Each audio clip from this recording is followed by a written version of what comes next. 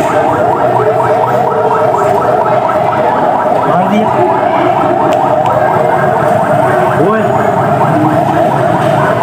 कराची में बढ़ते हुए जराइम की वारदातों के तमाम रिकॉर्ड टूट चुके हैं। स्ट्रीट क्राइम की बढ़ती हुई वारदातों के बाद पुलिस हरकत में आई।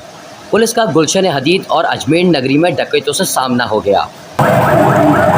पुलिस ने मुल्जिमान को घेरा तो मुल्जिमान ने पुलिस पर फायरिंग कर दी। पुलिस की जवाबी फायरिंग से एक मुल्जिम मौके से फरार हो गया, जबकि दूसरे मुल्जिम को घेरा तंग करके गिरफ्तार कर लिया गया।